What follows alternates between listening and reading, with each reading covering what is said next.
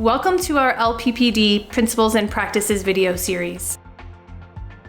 In this video, we will learn how lean development practices helped TechnipFMC and Pella develop better products, improve value streams, and strengthen development teams. An important difference between a lean approach to development and more traditional methods is that instead of designing a product and then throwing it over the wall, we focus on creating a value stream.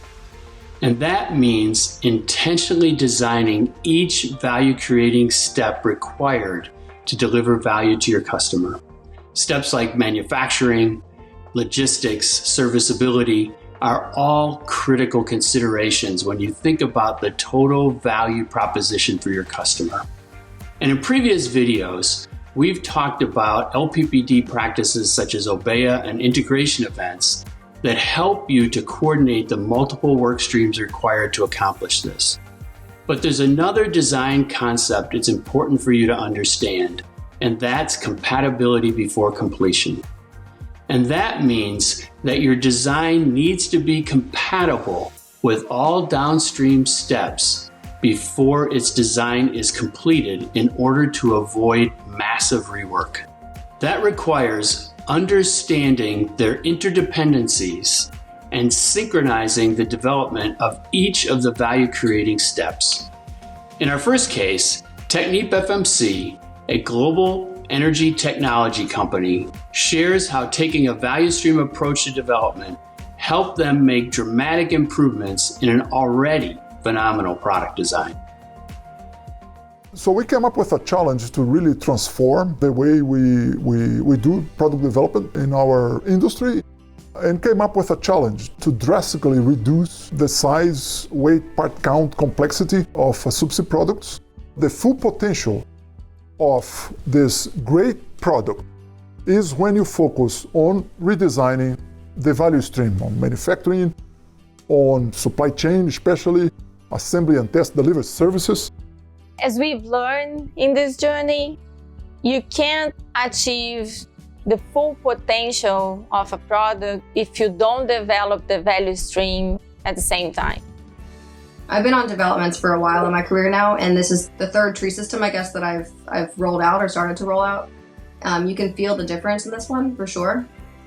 The engineering, the manufacturing, and the supply chain are well interconnected, and will not be able to achieve the full benefit if you only look for a local optimal solution.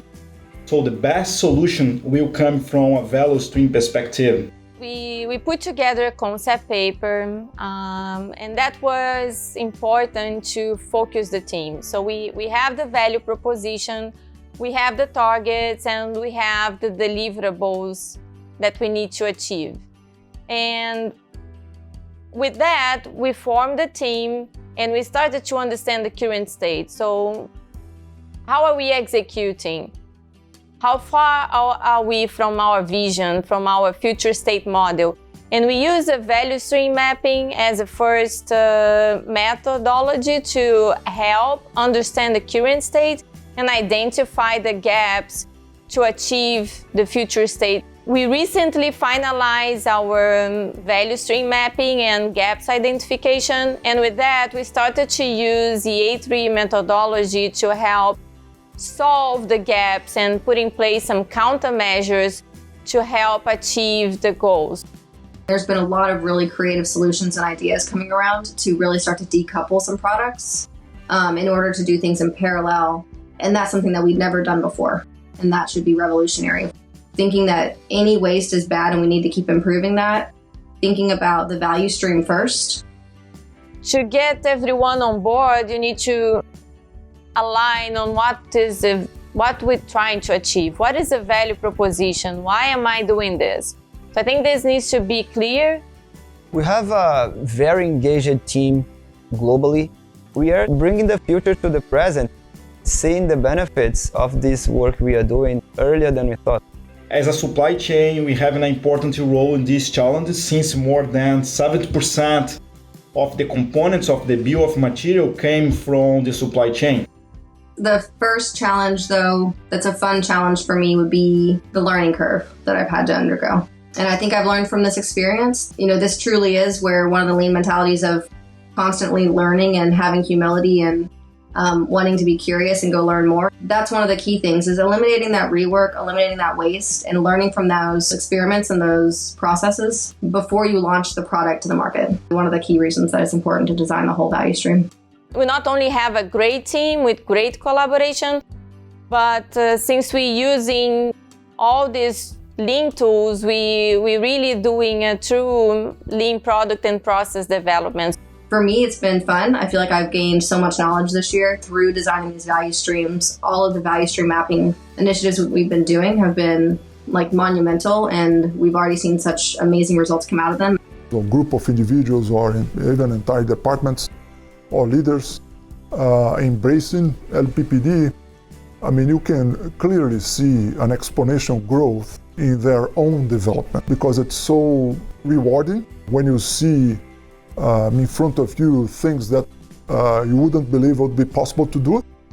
But when you achieve things together, it's extremely rewarding. In our second case, Jamie Ogborn from Pella Corporation shares how they were able to operationalize compatibility before completion by creating progressive manufacturing or operational readiness levels in order to improve lead time, development throughput, and launch quality. Back in 2016, Adam Farver, president of the board of directors, great-grandson of our founder, and at the time acting CEO, had spent a decent amount of time out in the field, out with customers, out with branches, and came back and said, hey, I'm tired of hearing that we're slow to market. Why don't you go do something about it? So our original goals for lean product development was we wanted to get a 50% increase in how much product to market we could deliver, and a 50% reduction in lead time in that time to market, really to address both of those. It's hard to grow in the market when your competition beats you there. So I'll fast forward. We've been at it for 3.5 years. We had significantly improved output. In fact, we'd far beaten our goals. We'd reduced lead time to meet our goals, but we created a new problem. So we had a lot of pain and frustration on the operations side of the business, simply the stuff we were launching, getting it running very well.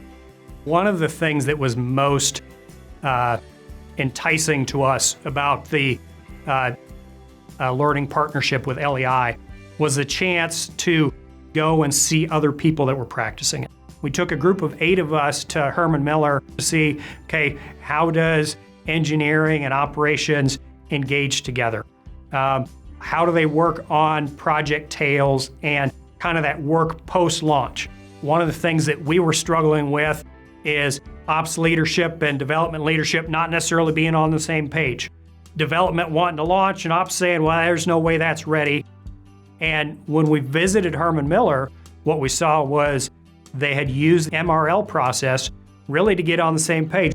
One of the biggest learnings that I had was, if we think about manufacturing and we think about quality products coming off the end of the assembly line, we know the least effective and most costly way to get good quality off the end of the line is to place a quality inspector at pack-out and assume they can inspect quality into the system.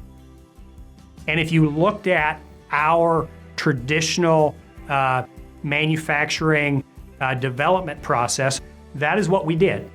Inspecting the work that they're doing cross-functionally 8 times throughout the project, we get a great chance to have the team find issues that we didn't see, that we would normally not find until later, until launch, until post-launch. I can give you dozens of examples. So we developed a list of 24 items. If we get these, it takes care of 90% of our issues. And we're simply looking at, not are we done, which was the old process, but are we on pace? So that we can see if we're on pace or not. We're not perfect, we don't catch everything, but the more work that we can pull up, the more long-term solutions we can put in place, and the less pain and frustration the team has post-launch. So who's involved changes as the project progresses, it's also become a great alignment point. So if we think about milestones, it's a great point to bring new functions in, new people in, because as we start our ORL process, which for us is usually a 4 to 6 hour cross-functional audit of the value chain, looking at lots of different pieces. We also start with a project summary and kind of key updates of key functional areas. Are we on pace? Are we ahead of pace? Or are we behind? And great. If we find stuff we're behind on, wonderful. It means we can fix it before it hits the team, not after.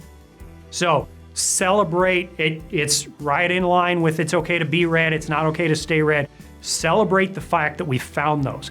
We get a chance to fix it before it affects the team, not after. We're designing the future. We get a chance to take what doesn't work today and design it out. We know we either have to design it out or train for it. We'd rather design it out. I hope this video has inspired you to want to improve your development capability. Thanks to our learning partner organizations for sharing their experiences, and thanks to you for watching.